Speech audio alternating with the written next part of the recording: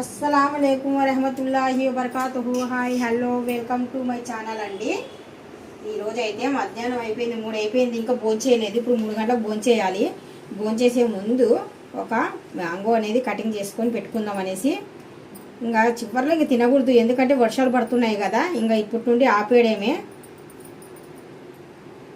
అయితే నేను మా అమ్మాయికి చెప్తున్నాను, ఎప్పుడైనా కానీ సరే మన ఇంట్లో పని చేసినా చేయకపోయినా కానీ సరే ఇచ్చిన ఇంట్లో మాత్రము పని చేయాలమ్మా.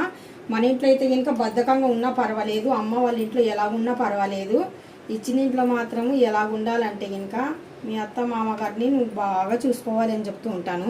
మా అమ్మాయి నవ్వుతూ ఏమంటుందంటే, అక్కడైతే ఇంకా చాలా బాగా చూసుకుంటాను మమ్మీ, ఎందుకు చూసుకొని మరి వాళ్ళు లైఫ్ లాంగ్ నాతో ఉంటారు కదా, మరి వాళ్ళకి చూడకపోతే ఎవరికి చూస్తాను నేను చెప్పు అని చెప్తూ ఉంటుంది.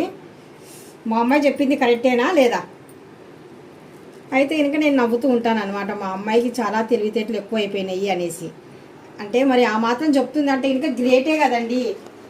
ఎవరైనా కానీ సరే పెళ్లి చేసి ఇచ్చిన తర్వాత అమ్మ నాన్న దగ్గర కామన్గా వస్తారు, ఒక 2 రోజులు 3 రోజులు ఉంటారు పుట్టినిండ్లు అనేసి. ఆ తర్వాత మొగనీళ్ళు శాశ్వతం. మా అమ్మాయికి చిన్న చిన్న మాటలు చెప్తుంటాను అనమాట అప్పుడప్పుడు. ఎందుకంటే మనము తల్లిదండ్రులం అయినప్పుడు మరి చెప్పాలా కదా, పిల్లలకు నేర్పించాలా కదా, ఇక్కడ కాదమ్మా నీ జీవితం అక్కడే అనేసి.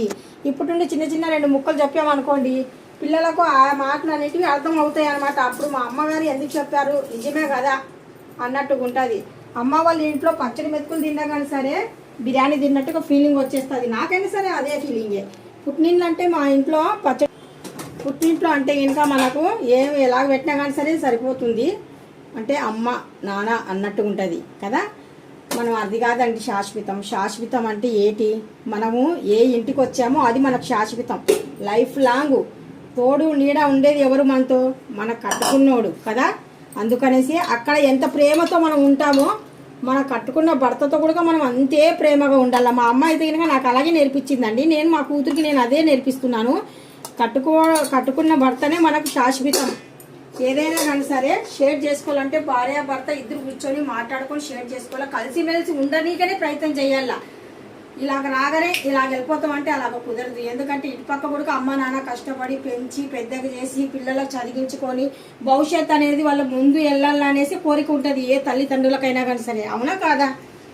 నేనైతే మా ఆయనకి నిజంగా చెప్తున్నాను, నేనైతే మా ఆయనకి చాలా తోడు నీడగా ఉంటాను తెలుసా. ఎప్పుడు కష్టం వచ్చినా కానీ సరే మీరు ముందు వెళ్ళండి, నేను మీ వెనక ఉంటానని చెప్తాను. మీరు కూడా ఎవరైనా కానీ సరే కంపల్సరీగా మీ భర్తలకి మీరు తోడు నీడగా నిలబడండి. ఏ కష్టం వచ్చినా కానీ సరే మీరు ముందు వెళ్ళండి, నేను ఉంటాను వెనక అని చెప్తాను.